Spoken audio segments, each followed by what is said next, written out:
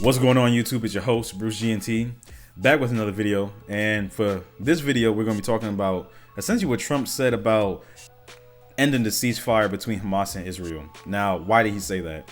It seems like, you know, Hamas is kind of holding out when it comes to releasing hostages, and the hostages that they did release look kind of emaciated. They look pretty close to death from what I'm understanding, what I've heard. Okay.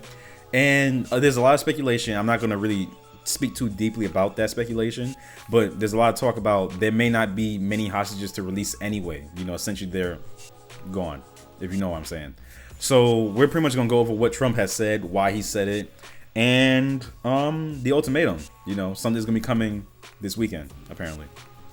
Well, I would say this, and I'm going to let that because that's Israel's decision. But as far as I'm concerned, if all of the hostages aren't returned by Saturday at 12 o'clock, I think it's an appropriate time.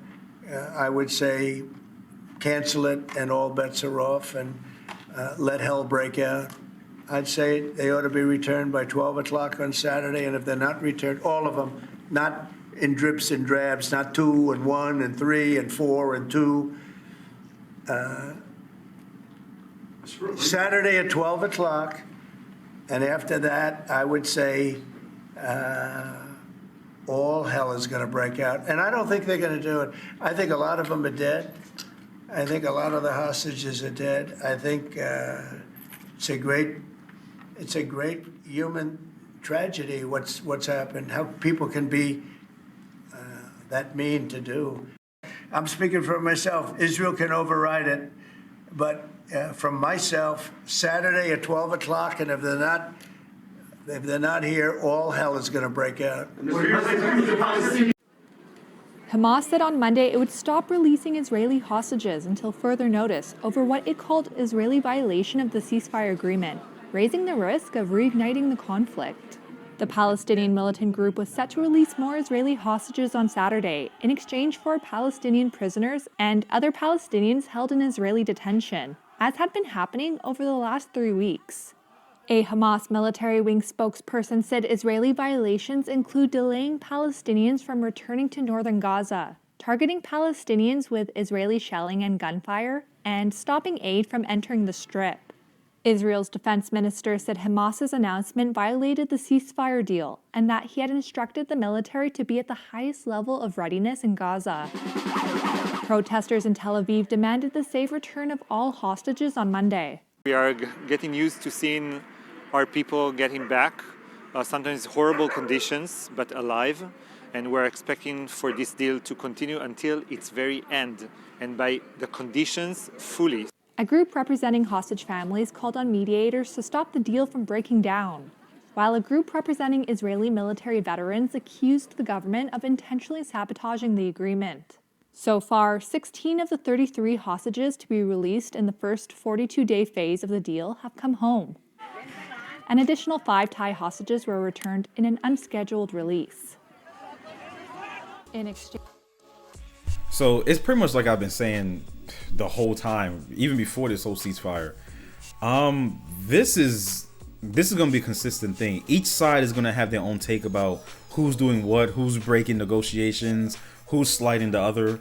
And like I said, I am not behind the U.S. taking over Gaza by any means, because I think it's just a gross overstep of our boundaries. I think we should just mind our goddamn business. But due to the fact that, let's just say everything goes off without a hitch, you know, the ceasefire happens and, you know, hostages are returned and everything like that, within a year it's going to go back to what it was before.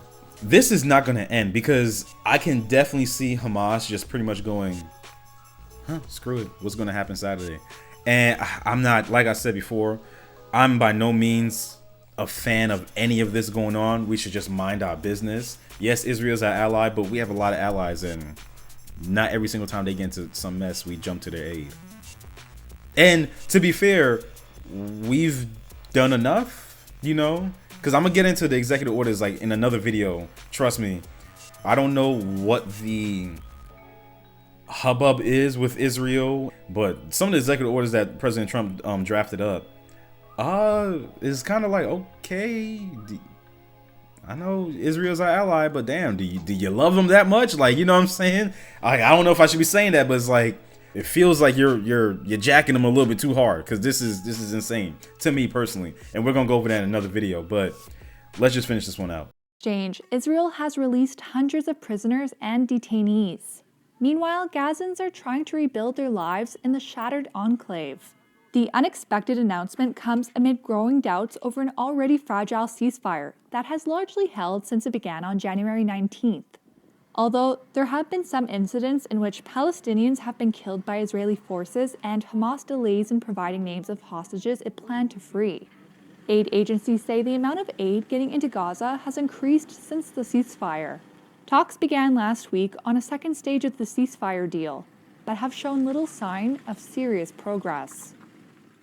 Yeah, to pretty much end this video out, like I said, I don't know. I honestly don't know. It just seems like this is just not going to get any better. I'm going to let you guys know and try to keep informed, especially what goes on Saturdays. It's only a few days away.